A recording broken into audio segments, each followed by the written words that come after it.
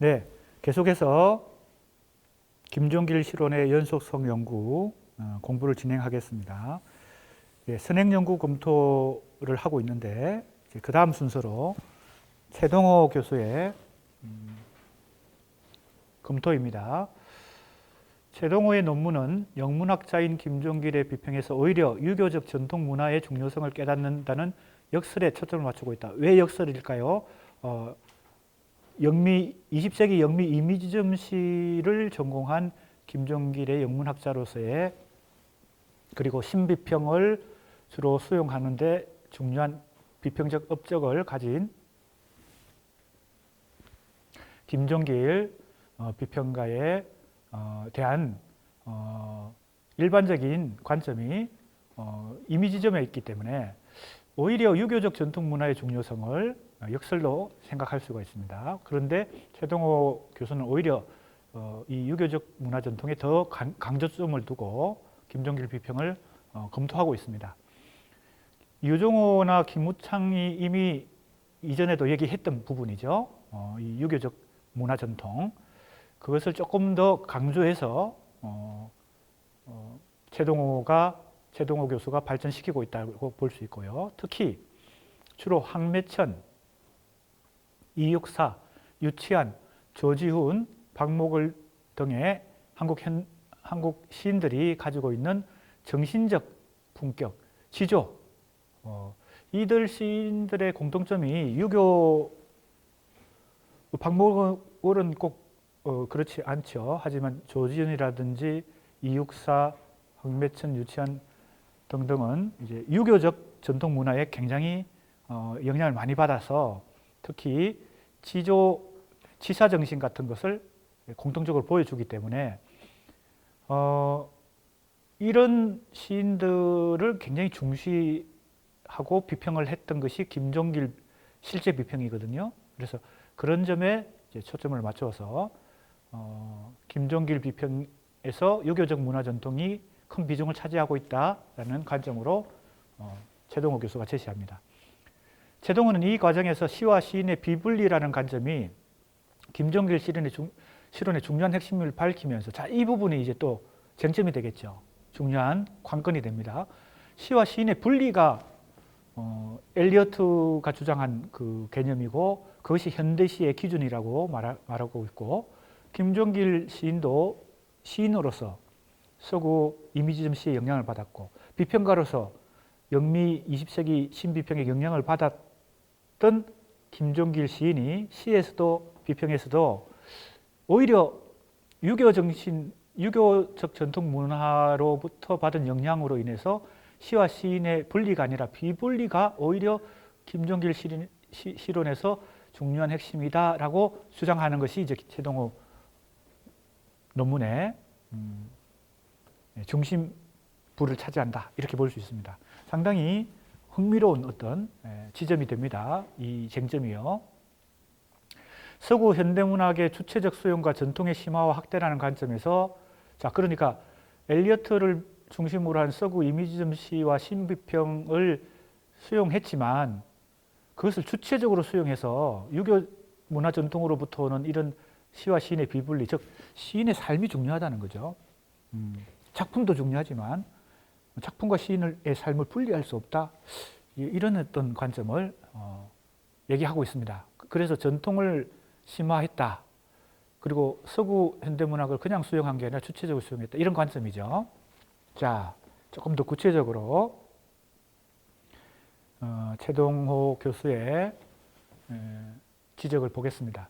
결국 김종길의 비평적 기준을 요약하자면 품격과 지조가 심미적 이성으로 확고하게 자리 잡고 있을 뿐만 아니라 자, 품격과 지조는 주로 유교적 문화 전통과 관련되는 어떤 개념이겠죠.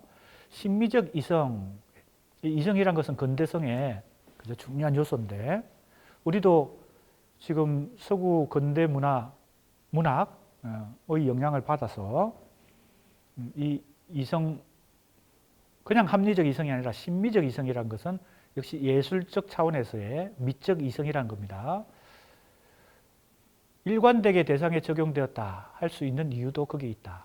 유가적 전통이 그러한 것처럼 시와 비평이 인격적 수양의 표현으로서 하나가 되고, 자, 시, 비평, 이 다 문학인데 문학과 예술이 유교에서는 그걸 인격 혹은 윤리적 도야, 수양의 표현으로 보는 것이죠.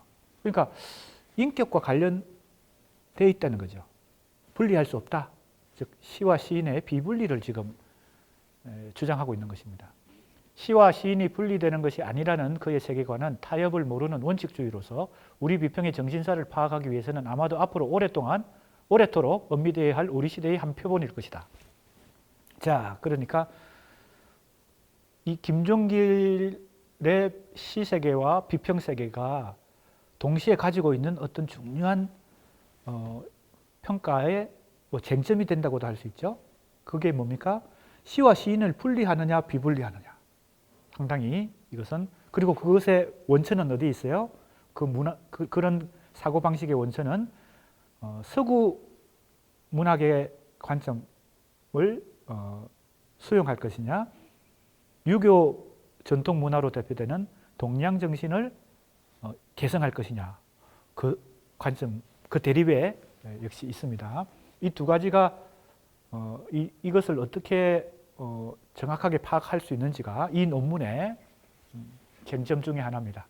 최동호의 논문은 시와 시인의 분리론이 서구 비평과 김종길의 비평을 구별하는 척도가 된다. 그래서 의미가 있다. 이것이 굉장히 중요한 쟁점이 된다는 겁니다. 김종길 비평을 연구하는 데 있어서 김종길의 주체적 시간과 시관, 시를 보는 관점입니다. 유가적 전통 문화와의 관련성은 앞으로 더 심층적으로 규명되어야 할 것이다. 그래서 이제 이 논문도 그런 점에서 김종길의 첫 번째 실론집과 두 번째 실론집 사이에 연속성을 초점을 맞추고 이 유교적 전통 문화와의 관련성을 더 심층적으로 살펴보려고 하는 것입니다. 자, 그 다음에 하이정은 영미 신비평의 기본 관점을 정리하고 그 한국적 수용의 양상을 논의하는 자리에서 김종길 실론에 대해서 다음과 같이 언급합니다. 김기림에게 결여되었던 내면성이, 자, 이 내면성에 해당되는 거. 김기림은 1930년대 모더니스트였죠. 그렇기 때문에 역시 모더니즘 시도 쓰고 실론도 주장하고, 주로 그것은 역시 영미의 모더니즘 문학의 영향을 받았습니다. 김기림도 엘리어트의 영향을 많이 받았어요. 특히 어디서? 시세계에서. 그래서 그 유명한 엘리어트의 항무지, 더 웨이스트랜드, 서구 현대 문화 전체를, 현대 문명 전체를 더 웨이스트랜드, 황무지, 황폐한 땅으로 보는 그런 거시적인 어떤 문명 비판적 시를 장시로서 굉장히 길죠. 그 장시. 원래는 더 엄청나게 길었는데 엘리어트가 그 초고를 자기의 서성인 에즈라 파운드도 유명한 모더니즘 시인입니다. 서구 모더니즘 시를 대표하는 사람으로 이제 에즈라 파운드, T.S. 엘리어트 등을 들 수 있고, 이론가로서는 T.E. 휴미라는 사람이 있습니다. T.E. 휴, 반낭만주의, 반인간주의, 여러 가지 불연속성의 세계 등등 여러 가지 이 모더니즘 이론들을 제시했어요. T.E. 휴미라는 사람은요. 그 휴메의 이론을 더 이제 시 비평으로 발전하고 전개시킨 사람이 에즈라 파운드 그리고 T.S. 엘리어트 이런 사람입니다. 그래서 그 이론에는 공통분모가 있습니다. 김기림이 얘기하다가 좀 옆길로 샜는데, 김기림은 엘리어트의 그 항무지를 자기식으로 뭡니까? 수용해서 자기도 장시를 썼죠. 그것이 그 유명한 기상도라는 장시입니다. 이것도 긴 시예요. 이것은 엘리어트의 방법론을 약간 차용했다, 원용했다고 볼 수 있습니다. 현대 문명, 한국을 비롯한 꼭 한국, 동아시아만을 국한하지 않고 세계 문명 전체를, 현대 문명 전체를 기상도, 즉 일기예보의 방식으로 조망하는 거죠. 이것도 큰 틀에서 거시적으로 보는 겁니다. 아까 얘기하다가 또 마저 못했네요. 에즈라 파운드한테 이 엄청나게 길게 쓴 더 웨이스트랜드 초안을 보여줬어요. 엘리어트가. 근데 에즈라 파운드가 막 다 고쳐가지고 막 다 지우고 다 빼고 고치고 이래가지고 그 수정본을 가지고 다시 정리해서 최종 발표한 것이 더 웨이스트 랜드입니다. 그러니까 에즈라 파운드의 입김이 영향이 그 작품에는 많이 개입됐다고 볼 수 있죠. 김기림에게 결여되었던 내면성 그랬습니다. 그럼 김기림은 모더니스트 시인이자 특히 이미지즘 시인인데 그에게는 결여되었던 것이 이 내면성이라고 했으니까 일종의 정신적 세계, 그죠? 정신적 추구. 그에게는 서구적 감수성과 육아적 교양이 결합된 형태로 뚜렷하게 존재했다. 이곳은 그죠?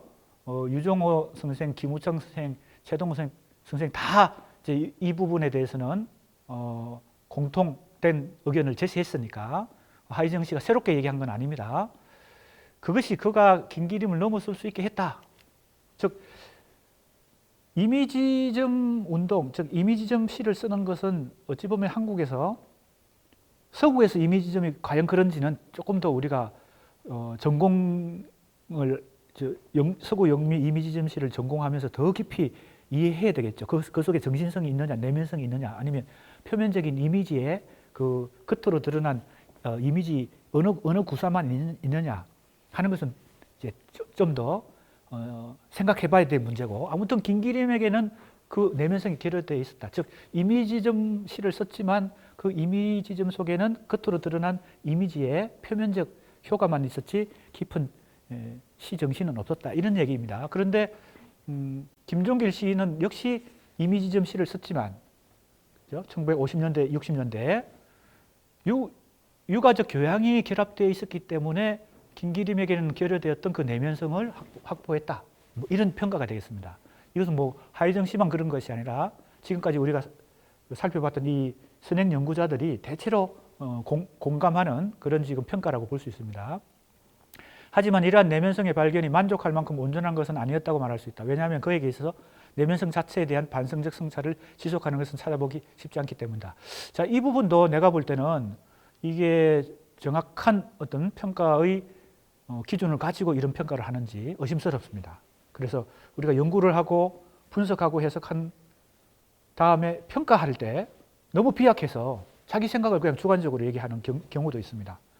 항상 어떤 근거에 의해서 평가를 해야 되는데요. 자, 그런 점에서 지금 이 논문을 쓰는 문제의식도 이런 것을 조금 더 엄격하게 근거를 가지고 평가하겠다라는 의미가 들어 있습니다.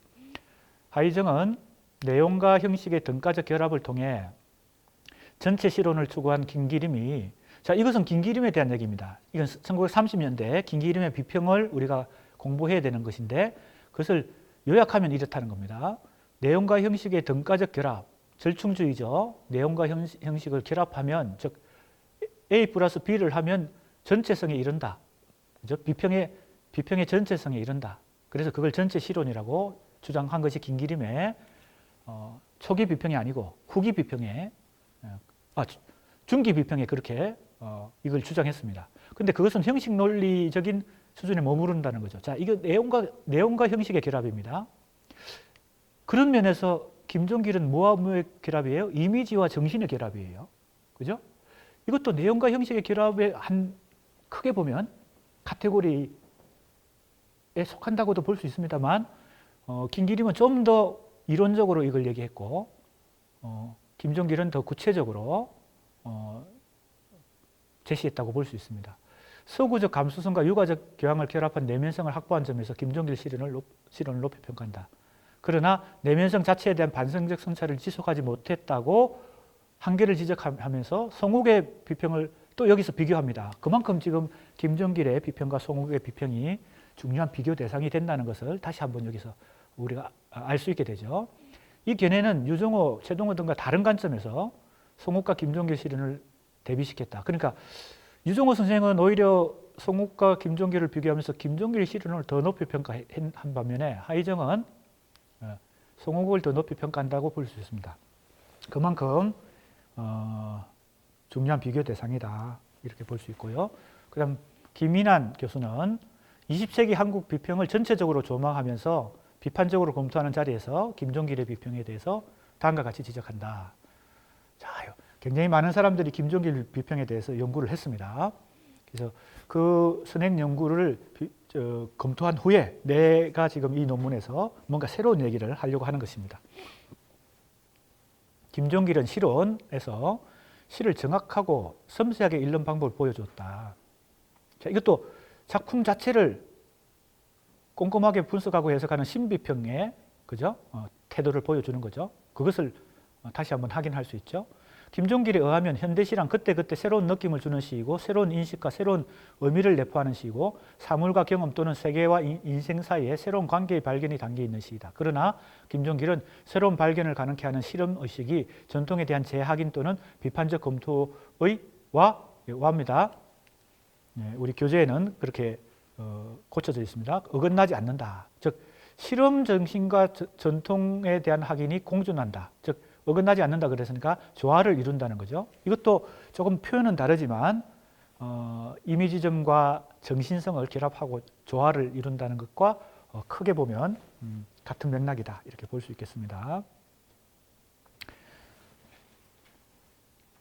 간단하게 정리하면 김인환 교수는 김종길의 실론에 대해 시를 정확하고 섬세하게 읽는 방법을 높이 평가한 후 현대시에 대한 개념을 중심으로 김종길 비평을 요약한다.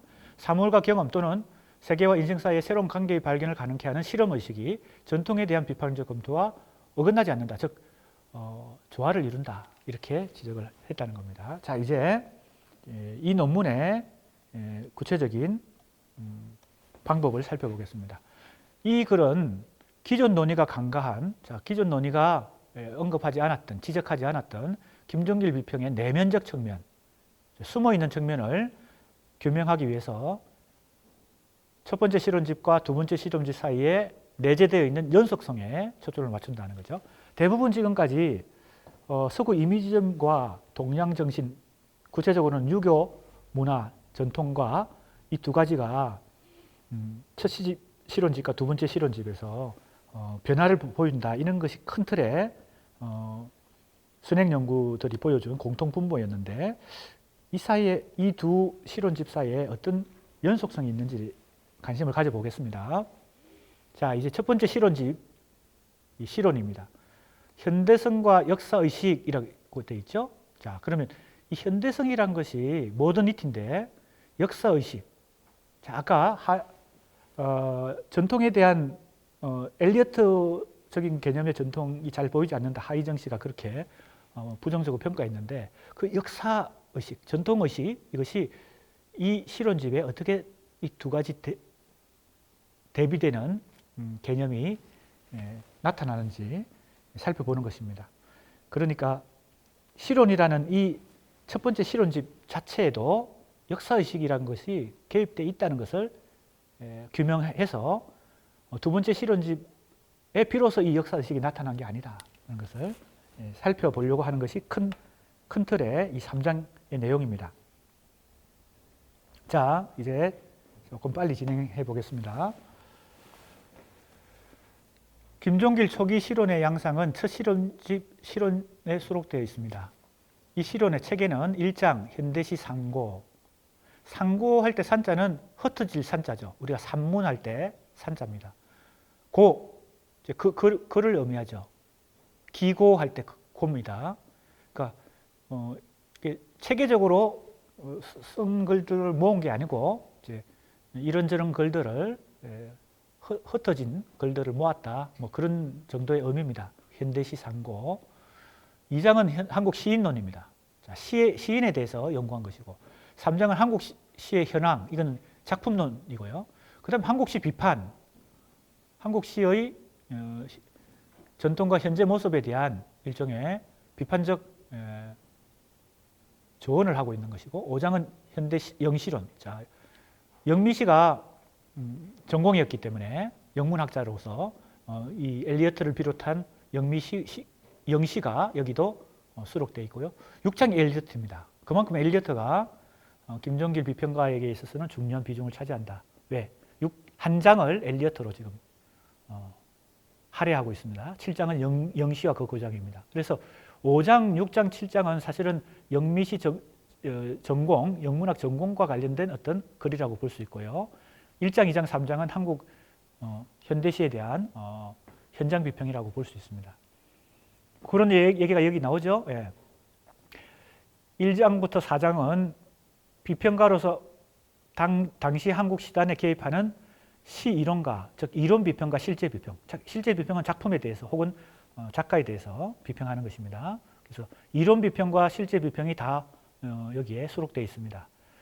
이 중 2장이 시인론이고, 그죠? 한국 시인론 그랬으니까 2장이 시인론이고, 3장이 한국 시의 현황, 이것이 월평을 비롯해서 시평, 시평할 때 이 시자는 때 시자입니다. 그러니까 그때그때의 관심 분야 혹은 그때그때의 시의 흐름을 평론하는 것이 시평입니다. 그래서 이 시평에 월평도 있고 1년 총평도 있고 이게 다 시평입니다. 1장 현대시 상고는 현대시에 대한 개념을 몇 가지 핵심어를 중심으로 정리하고 있는데, 그래서 이 1장이 이론 비평에 해당된다. 현대성을 중심으로 중요 개념을 김종길 비평가가 중시하고 있는 어떤 현대성의 개념을 하나씩 지금 살펴보고 있습니다. 자, 그래서 1장을 보면요.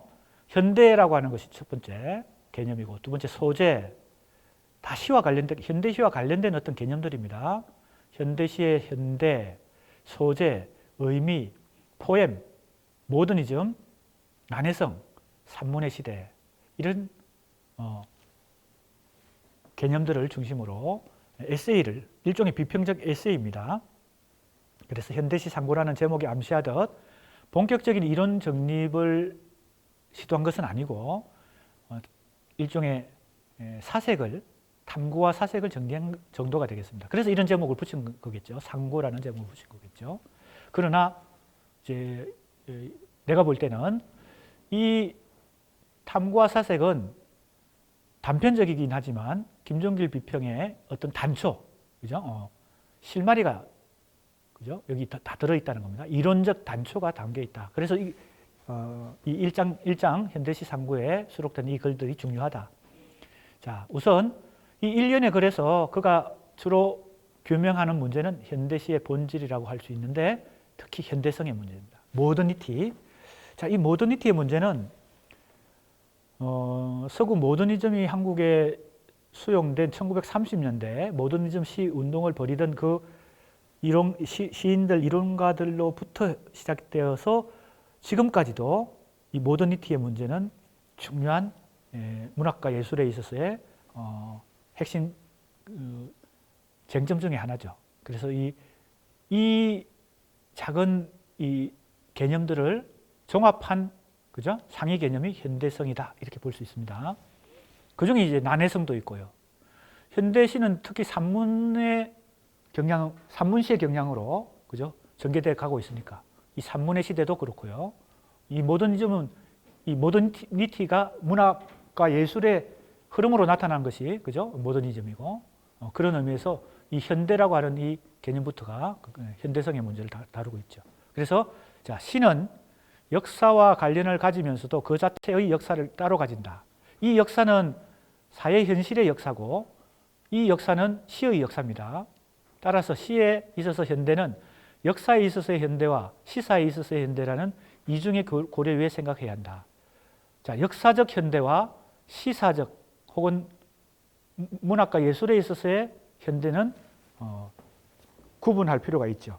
연관되겠지만, 그래서 이 현대성에 대해서 어떻게 얘기하는지 한번 봅시다. 흔히들 이 시기를 위기니 불안이니 하는 말로서 나타내려고 하나, 현대시라는 특수한 개념은 이러한 말로서 적절히 규정된다고 할 수도 없다. 그것은 차라리 하나의 방식으로서, 자, 이 방법 혹은 방식, 자, 어떤 스타일로 나타난다는 겁니다. 현대성이라고 하는 게. 그러니까 위기다, 불안이다라고 현대성을 규명하려는 시도가 있지만, 그것 가지고는 현대시라고 하는 이 특성을, 시에 있어서의 현대성을 적절히 규정할 수 없고, 어떤 방식이라는 관점으로 표현될 수 있다. 시사적으로 그것이 하나의 인습에 대한 새로운 인습이다. 인습에 해당되는 것이 이제 간섭과 같은 것이죠. 그것은 대범하게 말하면, 크게 말하면 19세기적인 방식에 대한 20세기적인 방식이다. 굉장히 일반론적으로 얘기하고 있습니다. 더 구체적으로 얘기할 수도 있을 텐데 지금 굉장히 일반론적으로 접근하고 있습니다. 간단히 얘기하면 모더니티, 현대성은 20세기적인 방법이란 겁니다. 시에 있어서. 그러면 20세기적인 현대시의 방법은 19세기적인 시하고는 다른 방법으로 쓰여진다는 것을 전제하고 있습니다. 이제 엘리어트의, 그죠? 엘리어트, 아까 얘기했던 에즈라 파운드, 엘리어트, T. 휴 같은 그런 현대 모더니즘 시 운동에 영향을 받았다고 볼 수 있죠. 이런 관점은요. 그러니까 19세기 이전의 시와 20세기 시를 구분하고 20세기의 시를 현대시로 보는, 거기에는 어떤 방식의 차이가 있다는 거죠.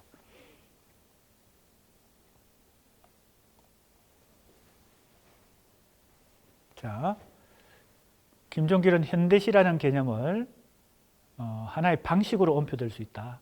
그것을 20세기적인 방식이다. 자, 조금 전에 얘기했지만 이런 언급은 다소 소박하죠. 조금 단순하기도 합니다. 조금 더 구체적인 정의가 필요할 텐데 일단은 소박하고 단순한 차원의 견해인데요. 그러나 여기서 우리가 주목할 수 있는 것은 방식입니다. 방식에 초점을 맞춘다는 것이 강조되고 있는데 과연 이게 어떤 방식인지는 더 구체적 표현이 필요하겠지만 현재 김종길의 관점은 이 방식에 초점을 맞춘다는 거죠. 무엇의 관점? 현대시의 관점은 방식에 있다. 자, 그래서 해석을 좀 시도해 보고 있습니다. 이 방식을 어떻게 해석할 수 있느냐? 하나는 세계를 바라보고 해석하는 관점, 사고 방식이죠. 다른 말로 하면 보통 우리가 얘기하는 세계관입니다. 세계를 바라보는 사유 방식. 왜냐하면 더 구체적으로 표현을 안 했으니까 현재 이 인용문에서는 김종길이 중요하다고 본 방식은 사고 방식 혹은 세계관 혹은 사유 방식이라고 일단 하나 우리가 해석해 볼 수 있습니다. 두 번째는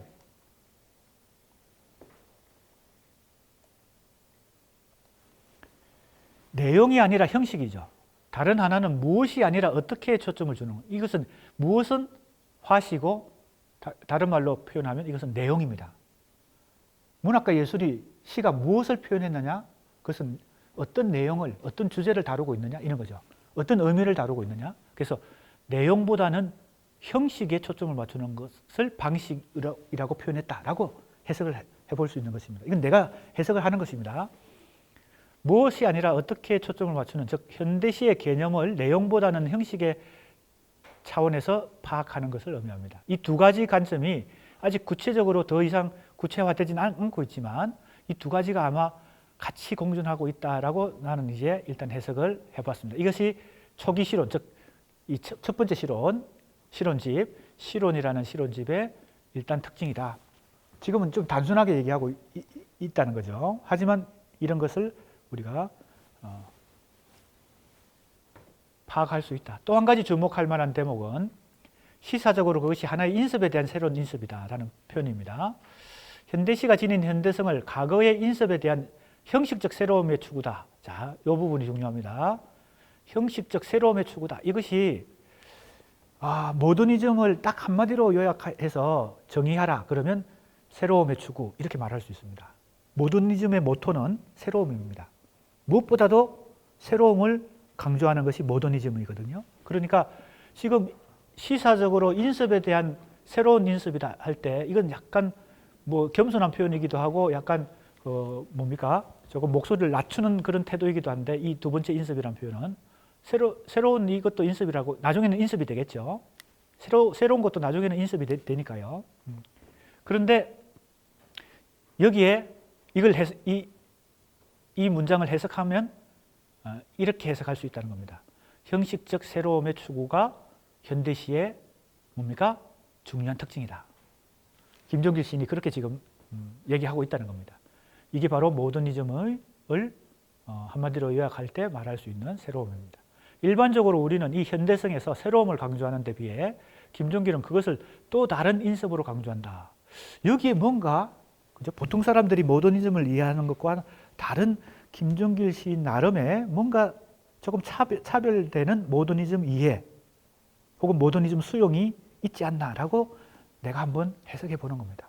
왜 굳이 새로운 방법이다 혹은 뭐 새로운 문학과 예술이다 이렇게 안 하고 인습을 다시 한번 되풀이해서 새로운 인습이다라고 했을까?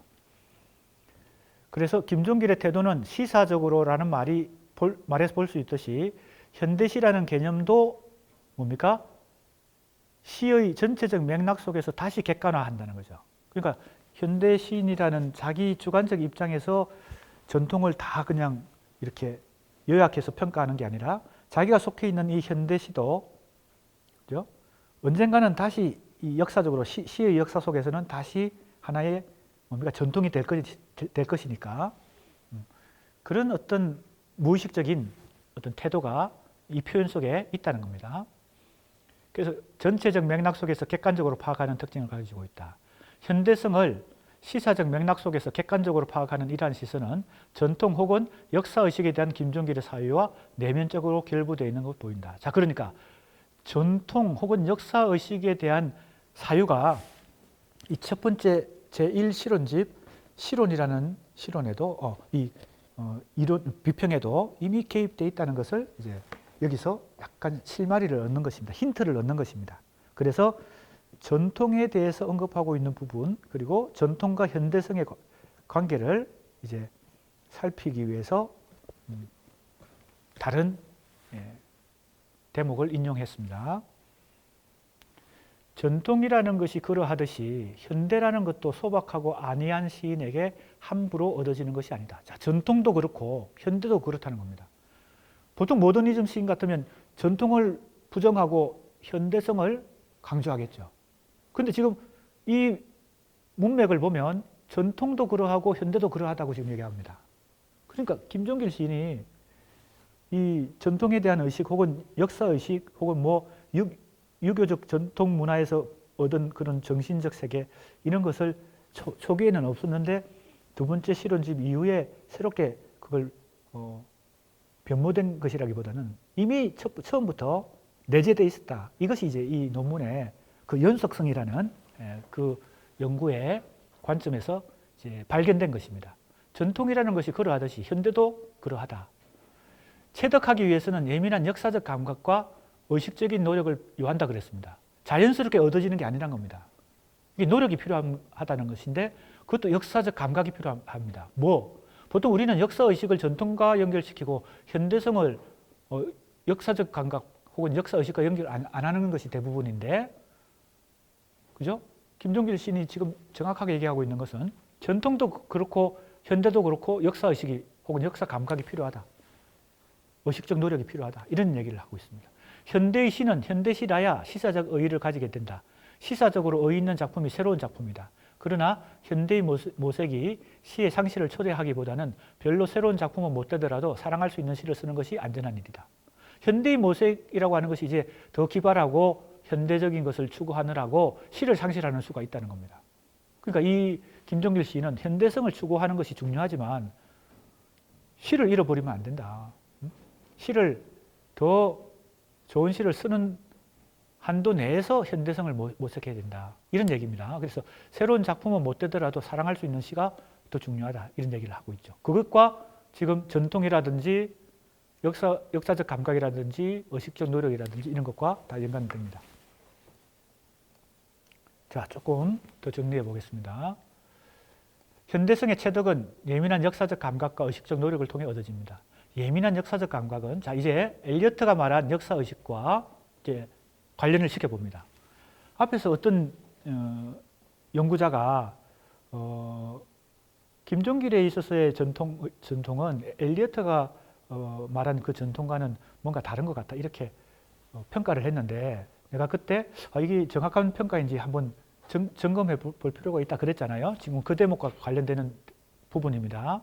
엘리어트가 말한 역사의식과 이 역사적 감각이 어떤 연관성이 있는지 살펴보겠습니다. 왜냐하면 김종길은 전통이라는 것이 그러하듯이 라고 전대를 달고 이 문장을 시작합니다. 현대시를 시사적으로 하나의 새로운 인습이라고 보는 관점과 전통 혹은 역사의식과 관련하여 그것을 파악하는 관점은 서로 통하는 면이 있죠. 자, 엘리어트의 그 유명한 논문입니다. 전통과 개인의 재능입니다. 자, 이걸 우리가 살펴볼 필요가 있습니다. 엘리어트는 전통을 어떤 관점에서 중요하다고 생각했는지, 그리고 역사의식이 중요하다고 했는지. 아까도 얘기했지만 엘리어트는 모더니즘 대표적인 시인이자 이미지즘의 대표적인 시인이자 이론가였기 때문에 그가 전통을 어떻게 보고 있는지, 그리고 역사의식을 어떻게 보고 있는지, 자, 이 인용이 중요합니다. 역사적 의식에는 과거의 과거성에 대한 인식뿐만 아니라 그 현재성에 대한 인식도 내포되어 있으며, 자, 역사의식에는 과거성과 현재성에 대한 인식이 동시에 포함되어 있다는 것이고, 이 역사적 의식으로 말미암아 작가가 작품을 쓸 때 골수에 박혀 있는 자신의 세대를 파악하게 되며, 자, 골수에 박혀 있는 자신의 세대라는 것은 이게 바로 세대 의식이죠. 그건 어쩔 수 없이 나도 모르게, 그죠? 자연스럽게 체득되는 것이죠. 왜? 그 동시대를 살아가는 같은 시대를 살아가는 시대 정신이라는 게 나에게 작용하니까. 그러니까 골수에 박혀 있다는 말은 그런 것입니다. 비의도적으로, 무의식적으로 이 세대의식은, 그죠? 나에게 작용하고 있는 것이죠. 자신의 세대를 파악하게 되는 것도 이 역사의식으로 말미암아 그렇다는 겁니다. 호모 이래의 유럽의 문학 전체와 그 일부를 이루는 자국의 문학 전체가 동시적 존재. 아까 내가 한번 살짝 언급하고 지나갔습니다. 엘리어트의 역사의식 혹은 전통 개념은 과거성과 현재성이 동시적 존재한다. 그런 의미의 개념이라는 거죠. 우리가 그냥 전통, 역사의식 하면 구체적인 의미가 다 다를 수 있잖아요. 사람마다 그 표현은 똑같지만. 그러니까 소위 말하는 비동시적인 것의 동시성입니다. 지금 현재 작용하고 있는 어떤 이 문화와 예술의 이 차원들이 과거의 전통적인 것과 현재적인 것이 동시간대에 같이 공존하면서 우리에게 우리의 정신에 작용하고 있다는 것입니다. 그러니까 동시적 존재를 가졌고 또한 동시적 질서를 구성한다는 느낌을 반드시 갖게 된다. 이 그것을 역사의식이라고 그랬습니다. 그리고 그걸 전통이라고 그랬고요. 그러니까 지금 우리가 21세기 한국에서 살아가는 이 시대 감각이 있고 시대 정신이 있는데, 그 현대적 감각 속에 과거의 전통들이 다 동시에 공존하고 있다는 겁니다. 그걸 전통이라고 받고 역사의식이라고 봤다. 그걸 의식하지 않으면 안 된다. 누가? 시인이. 그죠? 문학과 예술을 하는 시인은 꼭 시인에게만 해당되는 건 아니겠죠? 모든 문학과 예술가들은 그 전통을 의식하면서 예술 행위를, 창작 행위를 해야 된다. 그런 의미입니다. 엘리어트의 주장은. 이 역사적 의식은 일시적인 것에 대한 의식인 동시에, 자, 일시적인 것은 바로 지금 현재의 유행에 따른 것이고, 항구적인 것은 더 본질적인 것이죠. 왜? 이런 역사의식과 전통의식을 가지는 사람에게는, 예술가에게는 이 일시적인 유행과 항구적인 본질이 같이 공존하는 것이니까요.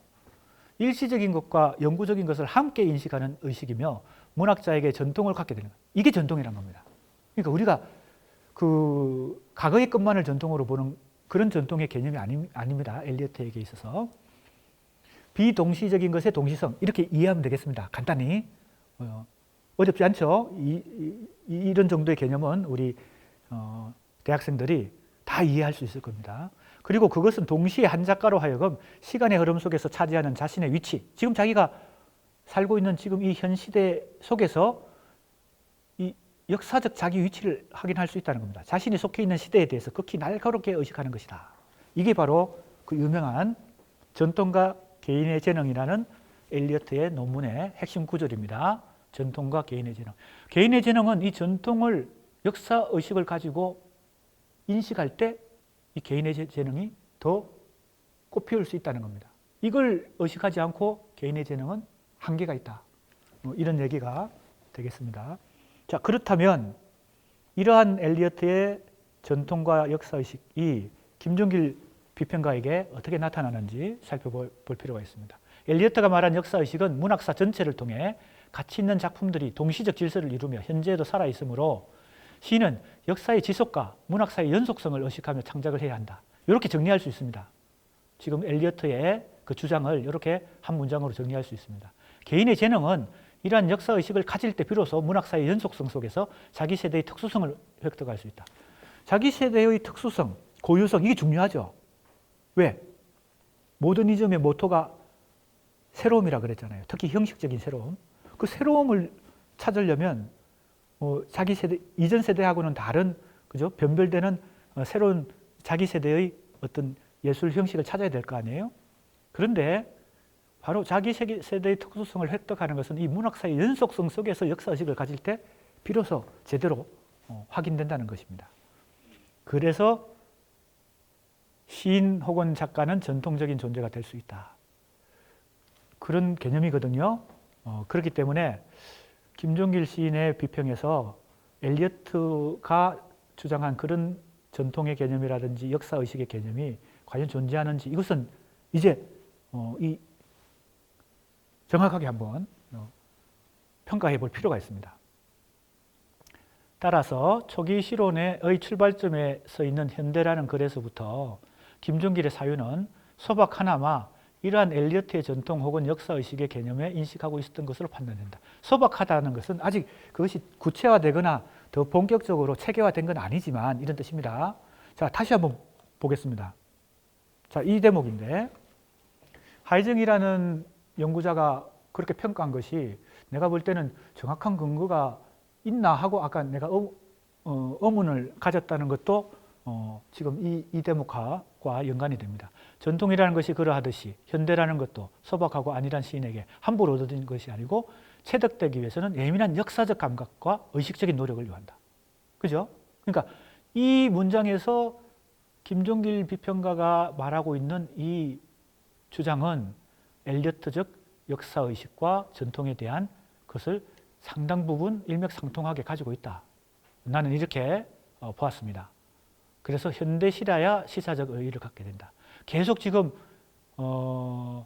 역사적 감각이라든지 시사적으로 본다는 것, 그죠?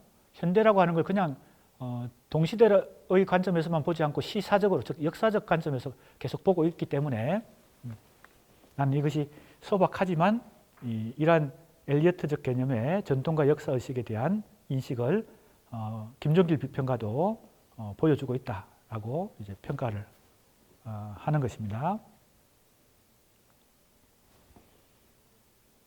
자, 그 다음 봅시다.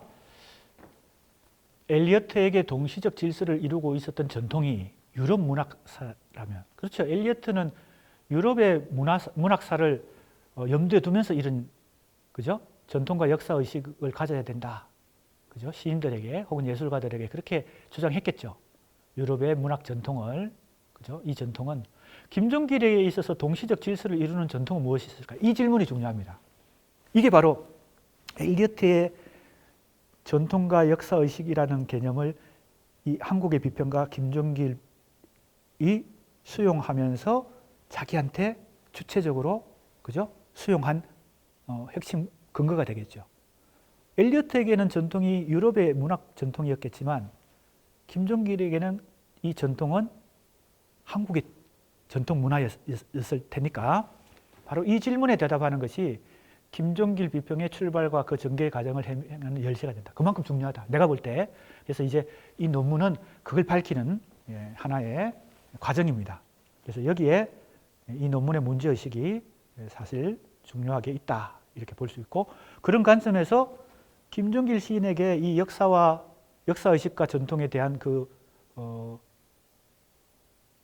동시적 질서를 이루는 전통은 유교 전통을 비롯한 한국의 정신문화, 조금 폭넓게는 동양의 정신문화일 텐데, 그런 의미에서 김종길 시인에게 있어서 시에서든 비평에서든 모더니즘적 서구 이론의 이미지점 이론에다가 유가의 선비 정신으로 비롯된 정신적 전통 문화가 결합되는 혹은 조화를 이루려고 하는 그러한 비평적 시도가, 그죠?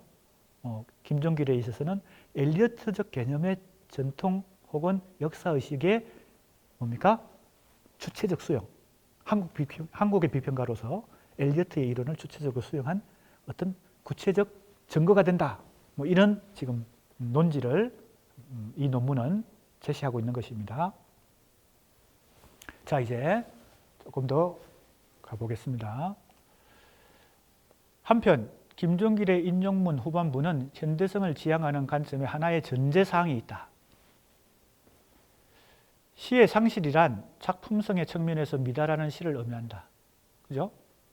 자, 새로움을 추구하는 것이 중요한데 새로움을 추구하다가 시를 잃어버리면 안 된다. 이런 얘기를 하고 있습니다. 그러니까 모더니즘의 모토인 형식적 새로움을 지나치게 추구하다 보면 시라고 하는 이 예술 장르의 본 모습이 훼손된다. 그것은 좋지 않다라고 김종길은 말하고 있죠. 그러니까 작품성에 상당히 초점이 맞춰져 있습니다.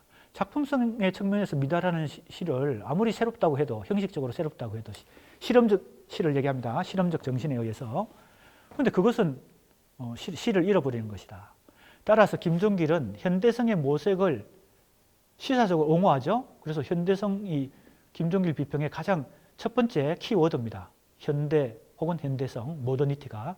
그러나 그것이 작품성, 즉 시의 형상화 방식과 수준을 확보하지 못할 때는 오히려 바람직하지 않다고 보는 것이죠.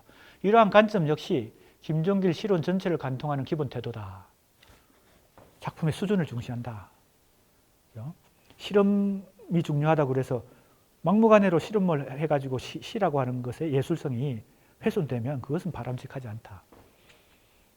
그래서 1950년대, 60년대 한국 시에 있어서 쟁점이 된 실험시에 대한 김종길의 평가도 이러한 태도에 근거한다. 자, 이제 김종길의 이 시론이라는 첫 번째 시론집이 이제 이런 이론만 다루고 있는 것이 아니라 시인론도 다루고 월평도 다루고 이제 실제 비평들도 이제 2장, 3장, 4장 가서 이제 나오잖아요. 거기 보면 이 60년대 50년대 지금 이 시론집이 나왔지만 두 번째 시론집 가면 이제 60년대 될 텐데 아무튼 김종길 비평가에게 있어서 그가 활동하던 이 시대에 굉장히 이 실험시 난해시의 문제가 쟁점 중에 하나거든요.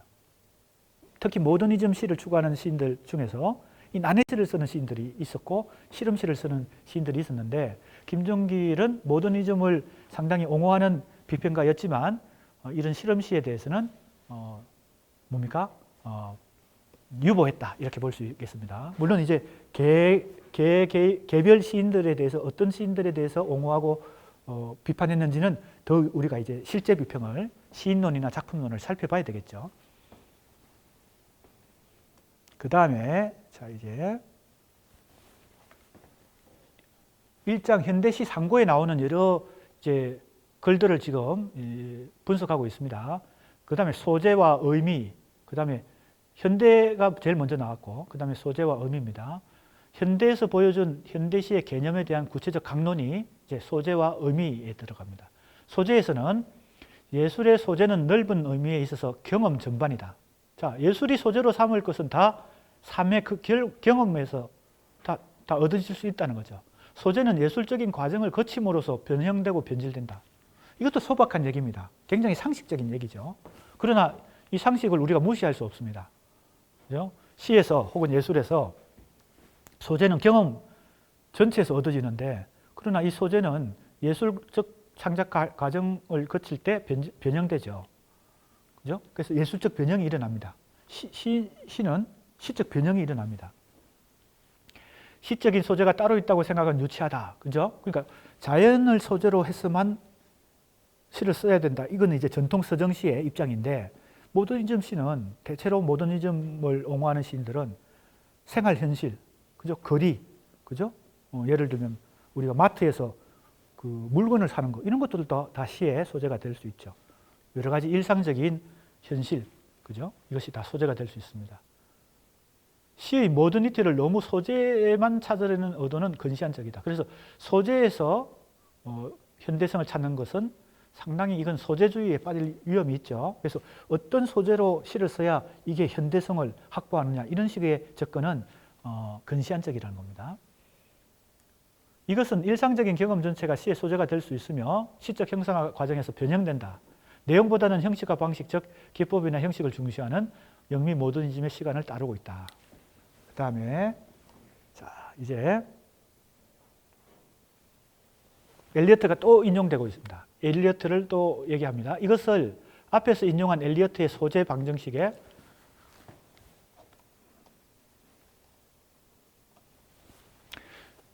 소재 방정식에 대입하면 이렇게 되리라. 즉 중요한 것은 성분인 소재의 현대성이 아니라 예술적 과정, 말하자면 그 속에서 융합이 일어나는 방식의 현대성이다. 자, 여기서도 소재가 현대적이라고 해서 바람직한 다 중요한 것은 아니라는 거죠.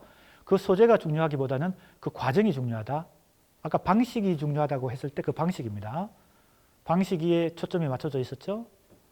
그 예술적 과정, 그 속에서 융합이 일어난다. 그죠? 이 융합에 해당되는 것이 조금 전에 우리가 살펴봤던 바로 뭡니까? 변형. 그죠? 변형이 일어난다. 융합이 일어난다. 김종길이 인용한 엘리어트의 소재 방정식은 다음과 같은 문장이다. 엘리어트가 일종의 방정식처럼 얘기했는데 그 문장도 우리가 한번 살펴봅시다. 중요한 것은 성분인 정서의 위대함이나 강렬함이 아니라 예술적 과정, 말하자면 그 아래에서 융합이 일어나는 압력의 크기이다. 이랬어요. 자, 여기서 정서라는 용어가 중요하게 등장합니다. 정서의 위대함과 강렬함 그랬으니까 이것은 내면 정서를 얘기합니다. 그죠? 정서의 위대함과 강렬함을 중시하는 것은 문해사조를 보면 낭만주의입니다. 낭만주의는 감정의 분출을 최고의 가치로 생각하는 문학과 예술의 사조죠. 그래서 그 유명한 낭만주의 시인, 영국의 낭만주의 시인인 워즈워스가 시를 정의한 그 유명한 구절이 있습니다. 시는 감정의 자발적인 분출이다. 간단한 정의죠. 근데 이건 낭만주의적 시관입니다. 낭만주의 시인들이 시를 보는 관점입니다. 이때 핵심은 뭐예요? 시는 감정이 중요한 거죠. 감정을 표현하는 것입니다. 시는 감정을 표현하는 것. 그때 이 감정은 개인적이고 사사로운 감정이라기보다는 좀 더 보통 사람들이 경험하지 못하는 특별한 감정을 의미하고 여기에 해당되는 개념이 바로 영감입니다. 영감. 이것은 천재들이 보통의 인간들이 느끼는 그런 정서나 감정보다 훨씬 뭡니까? 높은 차원의 감정. 그래서 그걸 영감이라고도 하고 그래서 시는 이 영감을 뭡니까? 표출하는 사람이다. 이때 자발적인 하는 것이 중요합니다. 자연스러운, 자발적인. 이건 인위적인 게 아니라는 겁니다.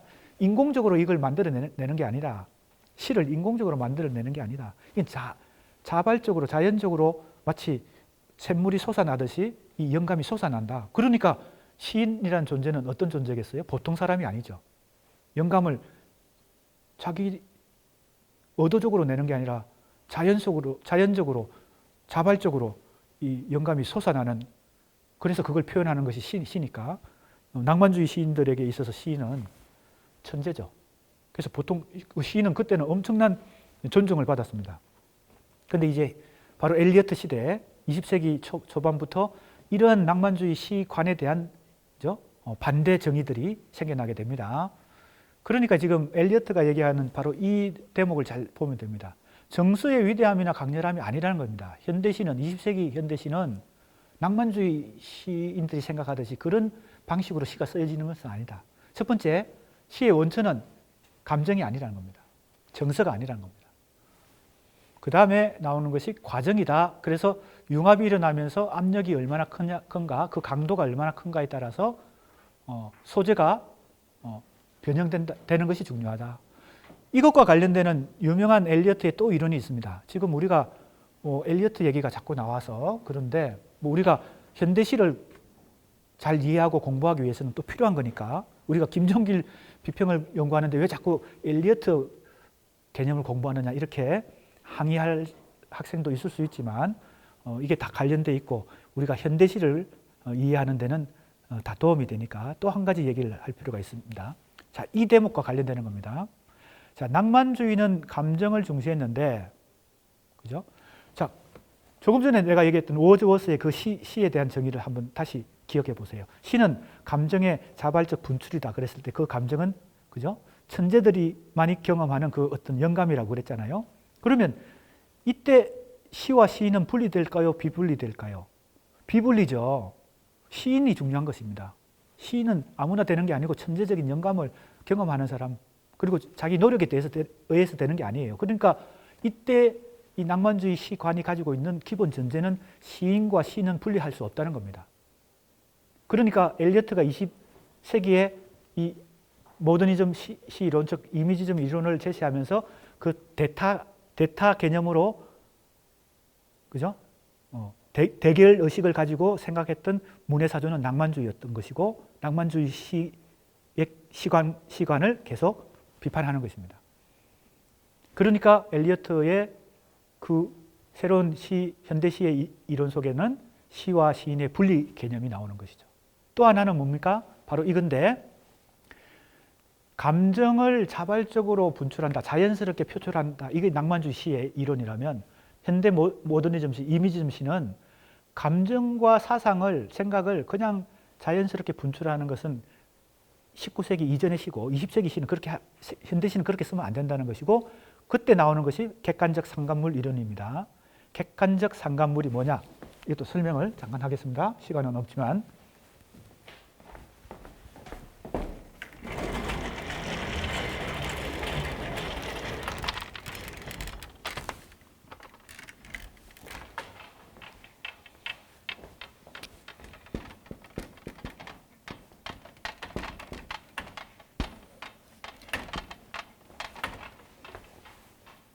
자, 이렇게 놓고 보면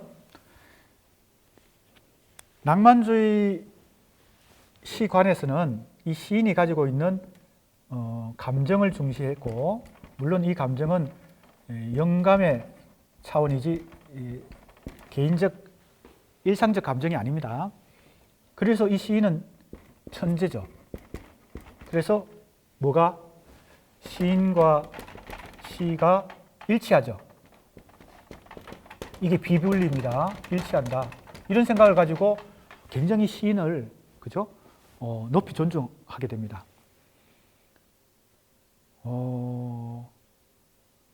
엘리어트가 말하는, 그러니까 낭만주의 시에서는 어떤 시가 좋은 시입니까? 이 보통 사람이 느낄 수 없는 이 영감을 천재적인 시인은 느끼고 그걸 경험하니까 그걸 자연스럽게 표출하면, 그 감정이 표출되면 그 감정이 독자들에게, 그죠? 영감이 독자들에게 전달되어서 감동이 오는 거죠. 그죠? 이게 우리가 전통적으로 이 낭만주의 시를 중심으로, 낭만주의 상징주의를 중심으로 시인에게서 시가 창작되어서 독자에게 전달되는 과정에서 이것이 이렇게 전달되어서 이렇게 감동을 오는 것이죠. 그죠? 이게 일반적인 지금까지의 시관이라면, 엘리어트의 현대시 이론은 현대에 들어서는 이 독자들의 이 감수성이 굉장히 현대 문명에 의해서 복잡해지고 미묘해지고 현대화되었기 때문에, 현대적 감수성을 가진 독자는 시인이 감정을 자연스럽게 분출한 그것을 감정을 받지 못한다는 겁니다. 감정을 감정으로 느낄 수 없다는 겁니다.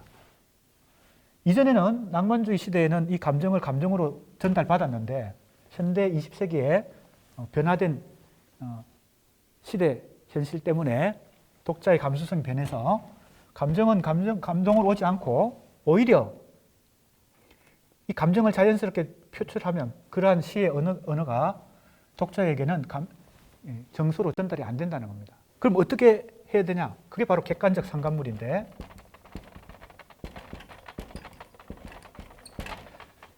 자 보세요. 감정, 여기에 이제 사상도 들어 있습니다. 생각, 사상. 표현을 이렇게 해봅시다. 감정이나 자기 생각을 자연스럽게 표현하는 거, 그건 주관적인 것이죠. 특히 감정은 주관적이죠. 이건 주관적인 경험이거든요.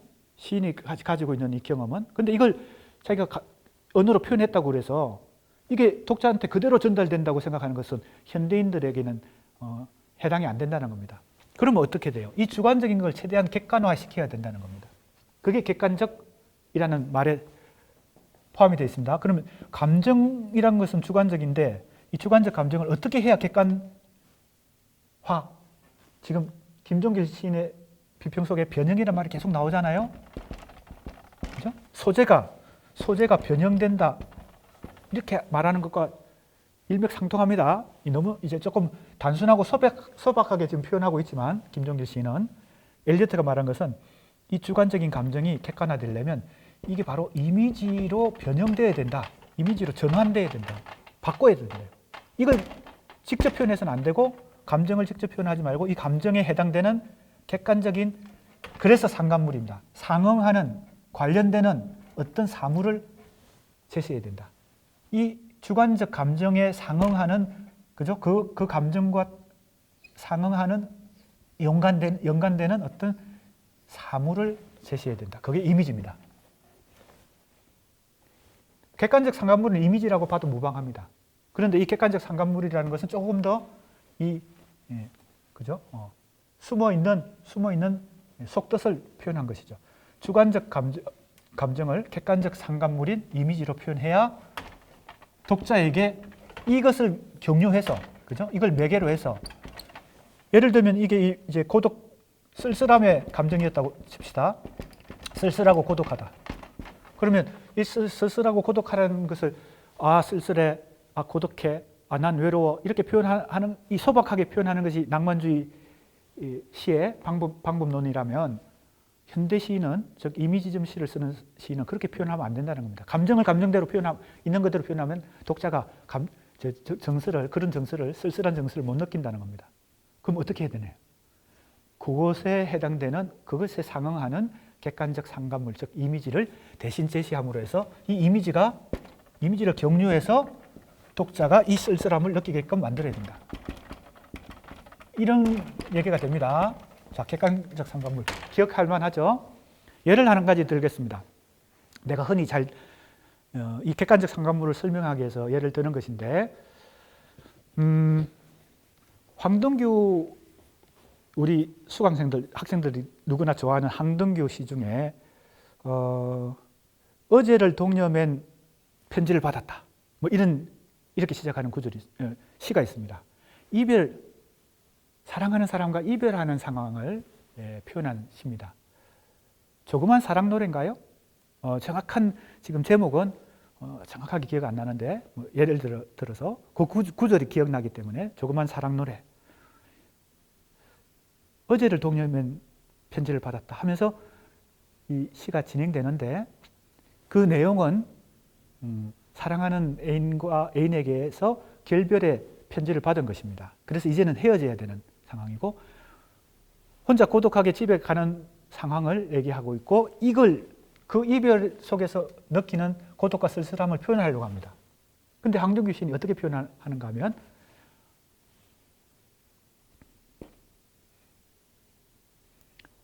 정확한 구절은 내가 기억이 잘 안 나지만 희미한 허공 가운데 진눈깨비 두어 개 흩날리고 있다. 뭐 이렇게 표현했어요. 정확한 구절은 아닙니다만 기억나는 것으로 얘기하면요. 자, 진눈깨비 두어 개가 희미한 허공에 흩날리고 있으면 이게 겨울이겠죠. 푸른 하늘도 아니고, 그죠? 봄날도 아니고 겨울에 한방눈이 내리는 것과 진눈깨비가 흩날리는 것 이게 좀 다른 느낌이 듭니다. 진눈깨비는 한두 개가 그냥 하늘에 이렇게 흩날리는 겁니다.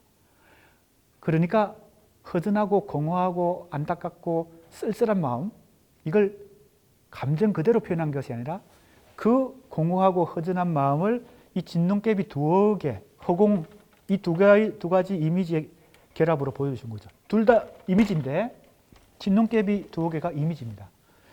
쓸쓸하고 외롭다라는 것은 감정이고 진눈깨비 두어 개 흩날린다까지 다 포함해서 이건 이미지로 제시한 것입니다.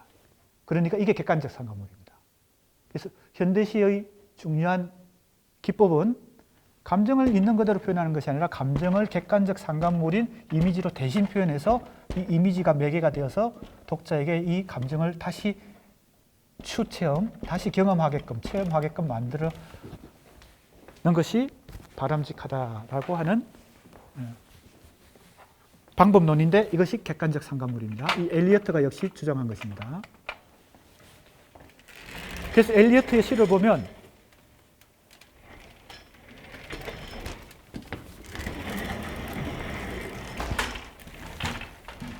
감정을 직접적으로 표출하거나 생각을 직접적으로 표출하는 그런 방식이 아니라 모든 것을 객관적 상관물인 이미지화해서 변형해서 표현하게 됩니다. 그것이 오히려 현대 독자들에게는 효과적인 전달이 된다는 것입니다. 지금 이 대목을 얘기하면서 내가 우리 학생들의 현대시에 대한 이해를 돕기 위해서 객관적 상관물이라는 개념을 설명했습니다.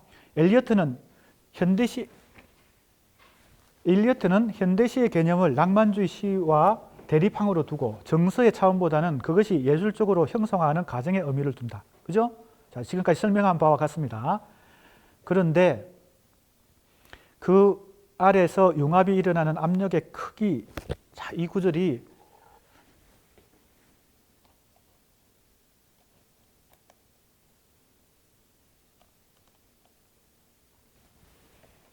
자, 그 아래서 융합이 일어나는 압력의 크기. 여기 있죠? 중요한 것은 소재의 현대성이 아니라 예술적 과정, 그 속에서 융합이 일어나는 방식의 현대성이다. 이랬으니까 김종길 비평가가 자, 소재 자체가 아니라 예술적 과정 그리고 융합이 일어나는 방식이다 했을 때 이것이 바로 감정도 소재에 속한다면 감정과 생각이 그죠? 그걸 그대로 표현하는 것이 아니라 융합이 과정에서 예술적 과정에서 융합이 일어난다 그랬으니까 변형이 일어나야 되는 것이죠. 그래서 정서의 차원보다는 예술적 형상화의 과정이 더 중요하고 그 아래서 융합이 일어나는 압력의 크기 라는 구절은 뭔가 의미가 있는 것 같아요. 그래서 융합이 일어나는 압력의 크기는 단지 예술적 형상화 과정에만 작용하는 것이 아니라 그 이전의 정서의 강렬함이 전제되어야 한다. 이랬습니다. 자, 그러니까 굉장히 짧은 구절인데 이 속에 김종길 시인이 의식하고 표현했던, 무의식적으로 표현했던 김종길 비평가가 가지고 있는 비평적 관점이 여기에 표현이 됐는데, 무의식적으로 표현이 됐는데, 다시 얘기하면 이런 것이죠. 엘리어트적 모더니즘 시, 이미지즘 시의 이론, 즉 객관적 상관물 이론을 상당히 지금 수용한 것입니다. 왜? 소재 자체가 중요한 것이 아니라 소재의 현대성, 즉 이것은 감정까지 포함해서 그것을 창작하는 과정이 중요하고 그 과정에서 변형이 일어나고 융합이 일어난다 했을 때 이런 표현을 쓰고 있다는 거죠. 그 아래에서 융합이 일어나는 압력의 크기. 압력이란 것은 어디서 오는 걸까? 그죠? 압력이란 것은 어디서 오는 걸까? 융합이 일어나는 압력. 그랬으니까 객관적 상관물 이론을 수용하는 동시에 그러한 이미지를 만들어내는데 어떤 압력이 작용한다는 것을 의미하고 있습니다. 그래서 상당히 스치듯 얘기한 것인데 사실은 거기서 어떤 실마리를 찾을 수 있냐면 엘리어트가 융합이 일어나는 압력이라고 표현한 것을 김종길은 융합이 일어나는 방식으로 바꿔 표현한다. 엘리어트가 이렇게 표현한 것을 약간 패러디한 거, 그러니까 재구성한 것이거든요. 그렇다면 우리는 이 방식, 김종길이 이 첫 번째 실론집에서 방식이 중요하다라고 처음부터 전제하고 시작했어요. 이 방식은 바로 이 압력과 관련되는데 예술적 형상화 과정을 중시하지만 그 이전의 내용까지, 즉 객관적 상관물을 중시하지만 그 객관적 상관물을 만들어내기 이전의 어떤 의미, 내용, 다른 말로 하면 감정이나 영감도 중시한다는 거죠. 이러한 해석은 현대에서 살펴본 20세기적인 방식이라는 표현에 대한 해석과도 상통한다. 이렇게 지금 설명하고 있습니다. 자, 조금 더 볼까요? 우리가 오늘 지금 이 3장까지는 끝내는 게 좋을 것 같습니다.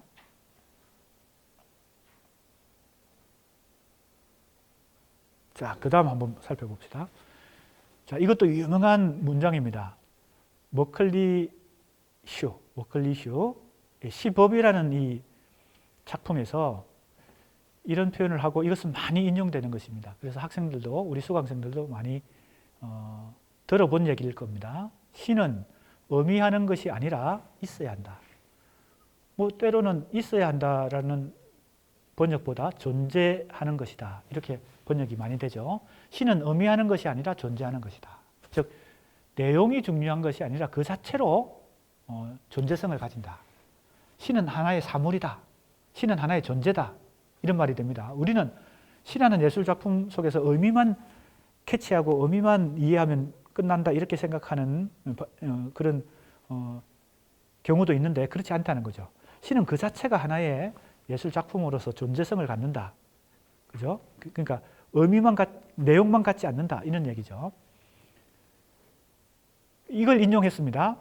의미라고 하는 이 글에서 김종길이 상정하고 있는 현대시의 조건으로 시의 객관적 존재성을 규명한다. 이랬습니다. 자, 이 객관적 존재성 할 때 존재가 여기 이 머큐리쇼의 이 문장하고 일맥상통합니다. 그죠? 시는 이때 객관적이란 말이 중요합니다. 아까 소개했던 그 엘리어트의 객관적 상관물하고 이 객관적이라는 것이 상당히 통하는 얘기입니다. 주관적인 게 아니란 거죠, 시는. 그래서 시인의 주관적인 감정 혹은 생각, 사상을 표출하는 것이 아니다. 현대시는 객관적인 요소, 객관성이 중요하다. 그리고 그 자체로 존재한다. 객관적 존재성. 자, 그래서 이 구절을 한번 살펴봅시다. 작품이 완결되고 나면 그 작품은 시인의 것도 아니요 독자의 것도 아닌 것이다. 자, 내가 아까 얘기한 것과 비슷하죠. 그것은 그 자신의 질서와 이유를 가진다. 이 말이 바로 객관적 존재성입니다. 시는 완결되고 나면 시가 완성되기 전까지는 아직 시인이 그죠? 그 창작 행위를 하고 있는 것이고 이 작품은 완성이 안 됐죠. 그러나 완결이 되면 예술 작품은 그 자체로 존재성을 갖는다. 그 자신의 질서와 이유를 갖는다. 그래서 이것이 아까 얘기했던 신비평에서 얘기했던 어도의 오류라고 하는 것과도 그죠? 그런 오류를 피해야 되는 이유도 여기에 있죠. 그것은 시인의 것도 아니고 독자의 것도 아니다. 그러니까 어느 한 사람이 독점하는 게 아니고 이제는 공동 재산이 되고 그 자체가 이제 예술 작품으로서 존재한다. 객관적으로 존재한다는 거죠. 시가 객관적 존재라는 것은 이러한 의미에 쓰이다. 그리고 이 점이 현대의 시비평의 이론적 발판이 된다. 이랬습니다. 자, 이게 시와 시인의 분리하고도 관련되죠. 자, 그러니까 지금 우리가 기본적으로 이번 시간에 통해 이번 주 학습을 통해서 모더니즘 시가 주장하는 이미지즘 모더니즘 시가 주장하는 현대시의 여러 조건들, 여러 기준들을 우리가 오늘 이번 주에 공부하고 있습니다. 시를 하나의 구체적이고 객관적인 존재로서 생각하는 관점이 현대시 비평의 이론적 발판을 이룬다 하는 것은 김종길 비평의 기본 토대가 됩니다. 그래서 이걸 우리가 시와 시인의 분리라고 일단 얘기할 수 있습니다. 이것은 엘리어트를 중심으로 한 영미신 비평의 영향을 받았다는 것을 알 수 있습니다. 시의 객관적 존재성 인식은 포엠이라는 글에서 다음과 같은 인식으로 연결되어 나타난다. 자, 이제 포엠이라는 글로 넘어가 봅시다. 일반적으로 기능과 인간을 분리해서 생각하는 것이 현대의 경향이다. 그죠? 시만 그런 게 아니고 현대에 들어오면 모든 인간의 일들이 전문화되고 세분화되고 이제 하기 때문에 시만 그런 것이 아니라 이제 기능과 그 인간 자체를 분리한다는 것이죠. 이것이 좋으냐 나쁘냐, 즉 가치평가의 문제는 그 다음 문제고 현대인들의 인식 속에는 이런 것이 현대적 흐름, 즉 모더니티의 특성으로 이러한 현상이 나타난다는 겁니다. 가치평가는 이제 각자 다를 수 있겠죠. 시나 시인이라는 것이 2000년이나 혹은 그 이상의 오랜 동안 필요 이상으로 경의의 대상이 되어 온 것이다. 자, 아까 내가 얘기했습니다. 낭만주의 시관에서는 시인은 천재고 보통 사람이 아니기 때문에 엄청나게 존중받았다는 거죠. 존경받았죠. 사회적으로 숭배의 대상이기까지 했죠. 그러니까 그 얘기입니다. 경의의 대상이 되어 것이 사실이다. 고대 히랍 사람들은 시인을 제작하는 사람, 시를 제작된 것으로 말로 불렀다. 이것이 포에프나 포엠이라는 서구의 어원이거니와 현대시는 시의 이 어원으로의 회귀를 의미한다. 그랬습니다. 그러니까 오히려 고대 그리스 사람들은 시를 제작하는 사람, 그래서 나온 것이 포엠이라는 이 어원이 거기서 나왔는데 시를 제작하는 것으로 봤다는 것이니까 지금 낭만주의 시대에 시가 엄청나게 인간 정신에 그죠? 위대한 작업으로 숭상되었던 거지요. 오히려 거슬러 올라가서 그리스 시대로 가면 다시 지금 현대 시의 개념인 이 제작하는 예술 작품, 그죠? 마치 뭡니까? 가구를 제작하는 목수처럼 시를 제작하는 시인, 이런 개념으로 다시 돌아간다는 겁니다. 시를 힘찬 감정의 유로, 워즈워스. 자, 김종길 씨는 이걸 힘찬 감정의 유로라고 표현했네요. 네. 시는 감정의 자발적인 표출이다. 아까 내가 그렇게 표현을 했는데 김종길 씨는 더 짧게 요약해서 힘찬 감정의 유로, 감정이 중요하죠. 유로라고 하는 게 바로 흘러 넘치는 겁니다. 흘러 넘치는 거. 워즈워스로 보기보다는 의식적인 작업, 그죠? 무의식적인 자발적인 게 아니라 인공적인 작업으로 보는 겁니다. 정념이 감정을 좀 더 강하게, 그죠? 감정보다 좀 더 강한 것이 정념입니다. 정념은 파토스, 그죠? 좀 더 뭔가 강한 어떤 극단적인 극한 감정, 이것이 이제 파토스죠. 사랑과 정오와 뭐 미움과 이런 것들이 이제 파토스에 정념에 해당되는데 그 감정과 사실은 같은 맥락이 있습니다. 아까 영감이라고 내가 표현했죠. 영감도 여기에 해당됩니다. 정념에 대한 기교의 우위. 자, 왜 기교가 이제 우위가 됩니까? 제작이 되니까, 그리고 인공적으로 만들어낸다는 개념이 되니까. 그래서 기교를 우위에 두는 그런 것이 현대시에 있어서의 태도가 된다. 그랬습니다. 김기림이 활동하던 1930년대에 그 유명한 기교주의 논쟁이라는 게 벌어집니다. 바로 그 모더니즘 시를 쓰는, 이미지즘 시를 쓰는 당대 1930년대 모더니즘 시인에 대해서 김기림이 스스로 자기 반성을 하면서 기교주의 시로 흘렀다. 모더니즘 시들이 1930년대. 그렇게 하면서 자기 반성을 하게 되면서 이마 같은 리얼리즘 비평가나 박영출 같은 낭만주의 비평가들이 같이 논쟁을 하게 됩니다. 그 기교주의라고 하는 개념을 놓고 당대 1930년대 이미지즘, 모더니즘 시를 놓고 그렇게 논쟁을 벌이게 됩니다. 그때도 기교라는 용어가 쓰이는데 거기 다 이런 맥락에서 사용되는 것입니다. 정념보다는, 즉 감정보다는 기교를 더 우위에 둔다는 것이 현대시의 특성이고, 그것이 바로 아까 얘기했던 객관적 상관물과 엘리어트가 말한 객관적 상관물과도 관련됩니다. 자, 엘리어트 시론이 다시 여기서 나오죠. 자, 아까 이미 우리는 시와 시인의 분리는 여러 번 얘기했습니다. 그 다음에 몰 개성론, 이것도 다 관련됩니다. 이 개성이란 것이 우리가 그냥 일상적으로 상식적으로 얘기하는 그 개성이라기보다는 시인의 고유한 개별성을 얘기합니다. 그래서 몰 개성론이라고 하는 것은 시를 우리가 이해할 때 시인의 고유한 개별성을 이해하는 것이 불필요하다는 것입니다. 즉 이것과 같은 뜻입니다. 시와 시인의 분리라는 말이나 몰 개성론이나 사실은 맥락은 같습니다. 알겠습니까? 시를 우리가 이해할 때 그 시인을 자꾸 찾아가지고 조사해가지고 시인이 어떤 사람인지 어떤 삶을 살았는지 이렇게 이해하면 그것은 개성을, 그 사람의 개별성을 우리가 이해하는 거잖아요. 그걸 잊어버려야 된다는 겁니다. 몰 개성론, 이것과 통하는 얘기입니다. 김종길은 시와 시인의 분리를 뚜렷하게 내세우지 않고 일반적인 현대의 경향으로 노래하는 보여준다.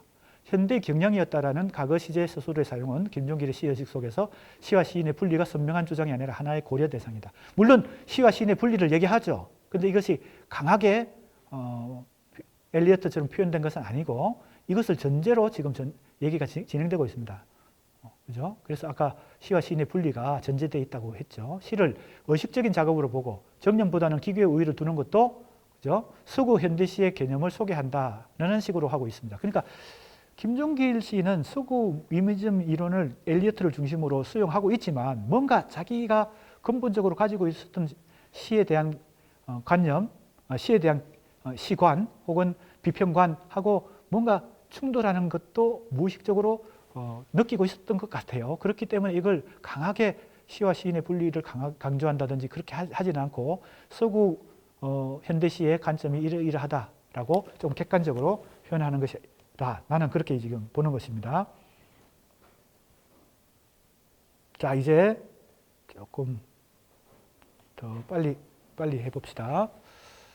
따라서 본건은 기존의 논의 중에서 제1실론집 실론에서 시를 하나의 유기체로 보는 서구의 이론을 받아들였지만 정작 엘리어트의 중요 개념인 전통을 수용하지는 않았다.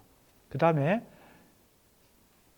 제1실론집에서 서구 신비평의 영향을 받아 시와 시인의 분리를 주장하던 김종길이 두 번째 시집에서는 시인의 진실과 체험을 중시하고 유가적 전통을 통해 주체적 실론을 정립했다. 그러니까 시와 시인의 분리를 주장하다가 첫 실론집에서는, 두 번째 실론집에서는 비분리를 주장하는 그런 관점의 변화가 일어났다. 이런 선행 연구를 다시 생각해야 된다. 재고해야 된다. 이게 나의 결론입니다. 즉 김종길은 소박한 형태이지만 첫 번째 실론집에서 이미 엘리어트 비평의 중심 개념인 전통과 역사의식을 내면화했고, 그렇죠? 그걸 소박하게 표현했지만 시의 객관적 존재성 그리고 시와 시인의 분리를 명제가 아니라 하나의 고려 대상으로 신중히 인식하며 받아들였다. 그래서 이 첫 번째 실론집에 대해서도 다시 좀 재평가를 해야 되고, 이어서 두 번째 실론집과의 연속성도 이제 그 이후에 살펴볼 필요가 있다는 것입니다. 자, 이제 조금만 더 보고 오늘 마무리하도록 하겠습니다. 2장은 이제 시인론입니다. 여기서 아까 얘기했듯이 박목월, 유치환, 윤동주, 민재식, 성창경 등의 시인론이 나타나는데 여기서 자기 시 이론과의 모순과 균열만은 아니다. 시인이라는 인간을 통해 시에 접근하는 실제 비평을 방식했습니다. 그러니까 어찌 보면 이론은 시와 시인의 분리를 주장하고 실제 비평에서는 유치환 같은 경우나 박목월이나 윤동주나 시만 분석하는 게 아니라 시인에 대해서도 얘기하고 그러거든요. 즉 실제 비평에서는 시인에 대해서도 얘기를 많이 해요. 이런 뜻에서 청만은 현대 시인으로서는 매우 소박하고 단순한 시인일지 모른다. 그러나 그는 소박하면서도 거대하고 명확한 사색의 시인이다. 그에게서는 자기가 시인이라는 의식은 따로 없지만 끈기 있고 열렬하게 인생과 우주를 탐구하고 그 결과를 기록함으로써 크고 힘찬 시를 쓰고 있으며 철학과 품격을 갖추고 있다. 사실 그는 현대 시인으로서는 보기 드문 지속의 시인이고 대가로서의 풍부는 바로 그 점에 있다. 이 정말 유치한을 지금 이렇게 평가하고 있는 이 대목에서 시와 시인을 분리하기보다는 시인의 품격을 통해서 시의 우수성을 지금 얘기하고 있습니다. 그런 면에서 지금 그동안 다른 연구자들이 김종길 시인은 이론 비평에서는 시와 시인의 분리를 얘기하면서 실제 비평에서는 비분리적인 관점에서 서술을 하고 있다. 이렇게 모순된다. 이렇게 평가를 했는데 이제 그 시와 시인의 분리와 비분리 문제는 김종길 첫 실론집에서부터 그런 어떤 역학관계를 갖고 있다. 내가 볼 때는 그렇다는 겁니다. 자, 이제 마무리할 때가 됐습니다. 자, 여기 또 하나 이제 윤동주에 대한 얘기입니다. 시인이 되기도 시를 쓰는 것만큼이나 참담한 인간 수업이라는 것을 재강조하고 싶은 충동에서 다시금 윤동주 씨의 시인으로서의 생애와 그의 시에서 보는 인간적인 체체가 아깝고 그리워지는 것이다. 윤동주가 못될 바이면 차라리 하나원 보리피리를 쓴 그 유명한 시인이죠. 장애를 가지고 있었던 시인이죠. 행렬 속에 끼어 보리피리라도 부르는 것이 시인 되기에는 다양한 조건일지 모른다. 이것도 마찬가지입니다. 윤동주라는 시인의 그 인간으로서의 생애를 더 지금 굉장히 강조를 하고 있습니다. 이러한 김종길의 비평적 관점은 시의 객관적 존재성과 시와 시인의 분리라는 서구 현대시 이론을 그대로 받아들인 것이 아니라 시인의 생애와 삶의 품격을 중시하는 김종길 나름의 비평관 가운데 그러한 서구적 비평 관점을 참고사항으로 고려되었다라고 이제 평가를 해볼 수 있다는 겁니다. 네. 그래서 이 첫 번째 실론집에서부터 이미 김종길은 엘리어트를 중심으로 한 영미신 비평을 수용하는 태도 속에 전통과 역사의식을 내면화했고 또 한편으로는 시와 시인의 분리론을 있는 그대로 수용한 것이 아니라 자기식으로 주체적으로 또 신중하게 고려하는 그런 면을 동시에 가지고 있었다라고 이제 첫 번째 실론집에 대해서 새롭게 재평가를 해보는 것입니다. 자, 그러면 오늘 이것으로 마치고 다음 시간에 김종길 시인의 두 번째 실론집에 대한 재평가를 시도해 보도록 하겠습니다.